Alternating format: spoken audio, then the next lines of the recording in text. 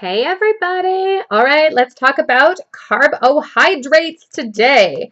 So we're going to start with basically the what is carbohydrates. Then we're going to move into why your body needs the carbohydrates. Then we're going to talk about simple versus complex. I'm just going to look at my notes. Then we're going to talk about sugar and fiber.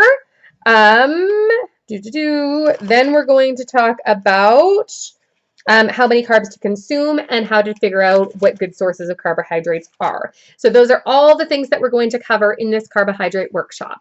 So carbs are often, they kind of have a bad reputation. We have been told so many times that it was the carbs that made us fat, and I'm going to set the record straight that it was not. Sometimes it's choosing the wrong carbohydrates, and sometimes it's eating too many of them, but basically that can happen with anything. So first things first, what are carbohydrates? Carbohydrates are a macronutrient, which means that it is one of the three ways that your body obtains energy or calories. There are three macronutrient categories: protein, fats, and carbohydrates. They are called macronutrients because the macro means you need a lot of them, and nutrients means they provide nourishment. So macro, lots of nourishment, is one of the things that carbs are considered. The name carbohydrates comes from its chemical level, and that means that it contains carbon, hydrogen, and oxygen. Carbohydrate. The function of carbs. So this one is kind of big. Carbs are going to provide fuel for your central nervous system and energy for your muscles, is the first thing that they're going to do. They prevent protein from being used as energy so that protein can serve all of the different things that it's meant for. They encourage and increase your metabolism and allow your body to metabolize fat more easily. They encourage your body to metabolize fat more efficiently, let's say that. Carbs are also pivotal in brain function. They're often known as brain food. They influence your memory, they influence your mood, they make you happy, and they also increase and encourage better sleep patterns. So if you find that you're struggling with your sleep and you're not sleeping well enough and you're not feeling rested, assess how many carbs you're consuming and make sure that your levels are good and that you're eating the right ones, which we're going to talk about later. Finally, carbs aid in digestion. They, as we talked about before, they increase metabolism, and they also aid in elimination, which means carbs make you poop, is the short of that. So, all right. Carbs have been given a bad reputation because when we think about carbohydrates, we often think about the processed and packaged varieties. Generally speaking, these are going to be more simple carbohydrates, where a lot of the nutrients have actually been processed out of them, so you're not getting the good nutrient-dense carbohydrates that are good for your body. The term simple carbohydrates typically means that they're absorbed more quickly and easily, and our time frame to use them before storing them is much shorter. Complex carbohydrates, we have longer to use them before storing them. So how we determine a simple carbohydrate, on a chemical level, basically, a simple carbohydrate means that they only have one or two, very simple, one or two kinds of sugars in them. This will mean that we use them really quickly, and that it gives your body a fast burst of energy, but then you crash afterwards. So you get that whoo, up and then right back down, is how the simple carbohydrates typically work. Complex carbohydrates, chemically speaking, contain 3 or more sugars and are broken down and digested more slowly. Our bodies need to work harder to isolate the sugars in these to convert these to energy, and thus they're not stored as quickly. These carbs usually give us a more slow, kind of sustainable energy rather than the peaks and valleys. You're going to just get that nice slow release burst of energy. So that is kind of the difference between the complex and simple. The complex carbs are going to give you energy over more time and allow your body to burn those carbohydrates slower before storing them. Simple carbs, you're going to put them in, you're going to spike that energy level and that insulin level, and then you're going to drop right back off. So you're not going to get very sustained energy. If you don't use it during that spike, then it's just going to immediately be stored during that drop. So that's kind of the difference between the simple and the complex. Now, we cannot talk about carbohydrates without talking about sugar and fiber. These are huge when it comes to carbs. So all carbs are broken down in the body into sugar. So things such as glucose, fructose, lactose, all of the different sugars are broken down in the body. The small intestine absorbs these smaller units and allows them to enter the bloodstream and travel to the liver. That's the sciencey side of things. The liver then converts all sugar, no matter what kind of sugar you give your body, the liver converts it in our bodies to the body's usable energy source, which is glucose. This is then carried through the bloodstream, and it's where it's accompanied by insulin and used for the many bodily functions that we discussed earlier, that your body uses carbs for. The brain function, the digestion, the metabolism, the energy, all of that kind of stuff is what happens next. If not immediately used, so if you're not using those carbs right away, the body stores approximately 2,000 calories in the form of glucose. So basically, if you have 2,000 calories of glucose, then your body will store that and not convert it to fat. If we go above that 2,000 calories of glucose, that's when carbs are stored as fat. So not every single carb that you put in your body is stored as fat. You can either use it as energy, or you can store up to 2,000 calories before it's converted as fat. So if we deplete our bodies of carbs, but still consume adequate protein, then our bodies will actually take the protein and use them as fuel. So this becomes a problem because it depletes muscle mass. You need protein for muscle mass, and if you don't have protein because your body is using it for energy, your body takes it away from your muscle mass. It also puts huge amounts of stress on your kidneys and can become really unhealthy, and this is where things like kidney stones can develop, which we often hear about post-weight loss surgery because we have high protein, low carbs sometimes, so your body's using using protein for glucose and energy and then depleting it, and that's hard on your kidneys to make that switch. So always take caution when you're eliminating or restricting carbs or any of the macronutrient categories. If you're restricting fat, if you're restricting protein, anything. If you're restricting a macronutrient category, just take caution when doing so. All right. So that is kind of the gist on the sugar aspect of things. Now know that sugar comes in a zillion different forms. You can look up all the different names for sugar. I believe there's like 100 of them or something like that. There's a lot of names for sugar. I will try to find a list and actually post it in the recipes for weight loss success group for you guys. But sugar can be called a zillion different things. A lot of them end in ose. So sucralose is a fake sugar. Fructose, glucose, lactose. There's all kinds of sugar names. So just look up some of the list of what sugar can be called. And there's like I said, there's a lot of them. I can't remember how many. I'm thinking 100, but I could be way off. So don't quote me. All right. So next, we can't talk about carbs without talking about fiber. Fiber is so important. Fiber is essential to digestion. Fiber promotes healthy bowel movements and decreases the risk of many chronic diseases like heart disease and diabetes. Fiber is different than sugar in that it is not absorbed by your small intestine and converted to glucose. It moves to the large intestine and is converted to hydrogen, carbon dioxide, and fatty acids, which help to break down and eliminate waste in your body, aka poop. So that's how fiber helps you to poop. Because fiber does not store in your body, you can actually subtract the fiber grams that you're consuming from your total carbohydrates to give you net carbs, which we're going to talk about a little more in a few minutes. So that's kind of the gist on fiber, the real quick version of fiber. But again, we are going to talk about fiber a little bit more in a few minutes. Before we discuss recommendations for how many carbs to consume, we need to talk about good carbs and bad carbs and how you know which to choose. Make yourself a mental checklist, or maybe you could take some notes and write this down. That could be helpful for you. I am not going to give you a list of good carbs and bad carbs when it comes to which to eat. You need to kind of think about this on your own based on the guidelines that I'm going to give you here on how to choose a good carb versus how to choose a bad carb. But kind of think about, first thing, number one, first thing to consider, how close to nature is the food that you're considering consuming? The carbohydrate that you're thinking about eating, how close to nature is it? Things that are highly processed usually have a lot of the nutrients ripped out of them. So if you're buying something in a box, just consider, how processed is it? Is it close to its natural form? Does it have an expiration date? These are things that you need to consider when you're consuming any food, not just carbohydrates, but any food at all.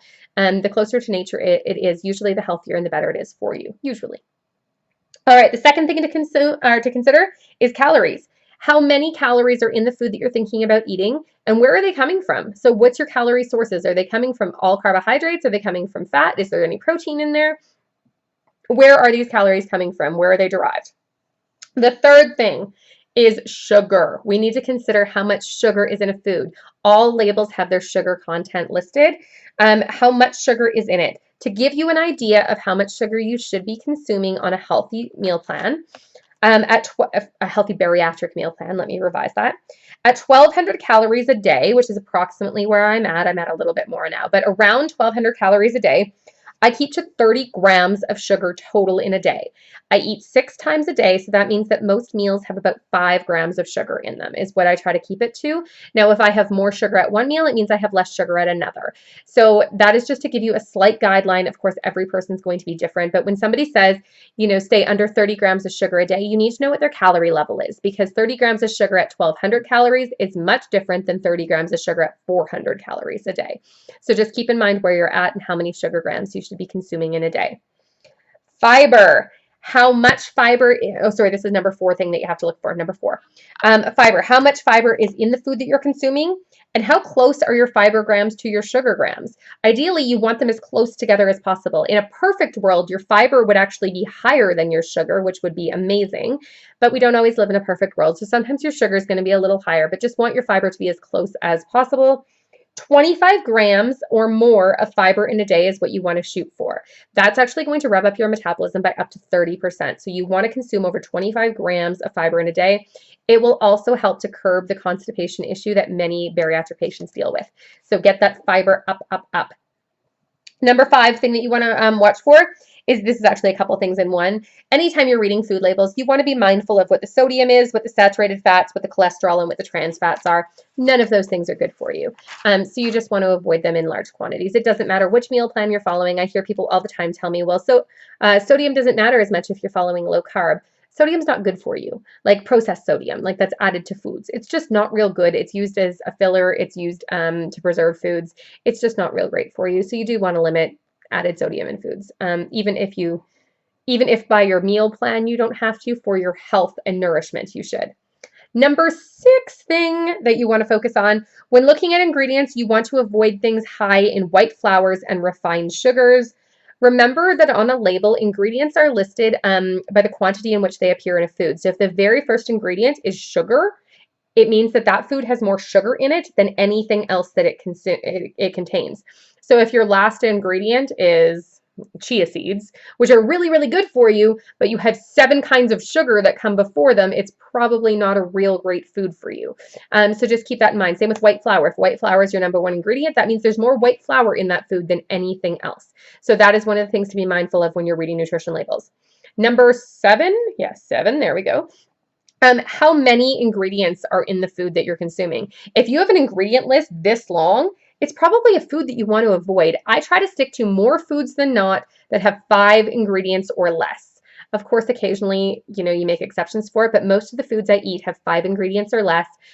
Real whole nutrient-dense foods don't have ingredient lists. They are ingredients. So things like meats, proteins, fish, tuna, eggs, vegetables, fruits, that kind of stuff, they are 1 ingredient. It's apple is what an apple contains. Chicken is what a chicken contains, or a piece of chicken contains. So those are the things that you want to be mindful of when you're considering if the food is something you should eat or not. The next thing that I'm going to mention, number 8, there we go, number 8, is how often are you consuming this food? Is this a rare thing that you're eating, or is this something that you're eating every single day? So that's something to consider. If it's not the best choice in the world, but you're only eating it on once a month or once every 2 months or something like that, it's not a huge deal. If it's something that you're consuming every day and it's not a great option, then maybe you need to reconsider and reevaluate if that should be in your plan or not. Okay. And that is it for the things that you should consider when choosing, what kind of carbs, what kind of protein, what kind of everything that you should be consuming, is just what's in the food. Now, of course, we know carbohydrates. What are some good options? Vegetables. Vegetables are probably the best option when it comes to carbohydrates. Even things like sweet potato, which are higher. Oats are a really good option. Brown rice is a pretty good option if you're able to and allowed to eat it in your plan. Fruit is almost always a good option. Try to get the lower sugar fruits and the higher fiber fruits. Things like berries, raspberries are amazing. Blueberries, strawberries even. Try to stay away from the super sugary fruits, at least on the daily. Things like bananas, pineapples, all those tropicals, that kind of stuff. Try to stay away from those more frequently. So then the next thing that we're going to talk about is how much, or how many carbs, I guess, should you be consuming daily? The recommended amount that I suggest is 35% of your diet. 35% of your calories should be coming from carbs. Now, with that said, that needs to focus on high fiber and low sugar. The higher the fiber, the better. The lower the sugar, the better. So 35% daily at a 1,000-calorie meal plan would give you 350 calories daily coming from carbs, which is 87.5 grams of carbohydrates daily. Now, I want to talk just quickly about total carbs versus net carbohydrates. So if you're consuming 87.5 grams of carbs daily, but you're following my recommendation and having at least 25 grams of fiber daily, you can actually subtract your fiber from your total carbs. So you have 87.5 grams of carbs. Sorry, I have a calculator right here. 87.5 minus your 25 grams of fiber gives you 62.5 net carbohydrates daily. The other thing that you can deduct from total carbohydrates is sugar alcohols, not sugar. They will be listed separately under sugar. If your food contains them are sugar alcohols, they also do not stay in your body and they process differently than regular sugar, so you can deduct those as well. So if your food has any sugar alcohols, you can deduct those. I personally stay away from sugar alcohols for the most part. Again, they're just not something that I want to put in my body. They're a little bit artificial and processed. So I try to avoid them more often than not. But if your food does have any of those in them, just again, enjoy in moderation. But you can deduct those from total carbs, and that will give you net carbs as well. So 62.5 would be your net carbs for the day.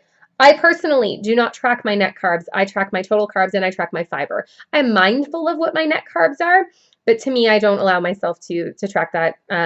It can just make you kind of crazy if that's what you're tracking. But if your plan suggests that you track net carbs instead of total carbs, then absolutely that's how you do it. You take your total carbohydrates consumed, you subtract your fiber, you subtract your sugar alcohols, and that gives you your total carbs for the day. My 35% that I recommended is total carbs, not net carbs, just so you know. All right, as always, when it comes to carbohydrates, when it comes to everything that I ever talk to you about, follow your surgeon and nutritionist guidelines. This is not meant to replace that whatsoever. This is meant to be educational and inform you. So that if your plan isn't working for you, either mentally or physically, if you're not losing weight or if it's just not jiving with what you believe in, this is meant to give you an informed option and be able to create some informed dialogue with your team so that if you want to change things up, you can say, but what about net carbs? Or, what about fiber? I don't feel like I'm getting enough, or, just whatever. What about, adding some more carbohydrates to my plan? What about revving up metabolism? What about all of those things? So just some things to be able to discuss with your team if you choose to. But that is the skinny on carbohydrates. If you guys have any questions at all, you know where to find me. Bye, guys.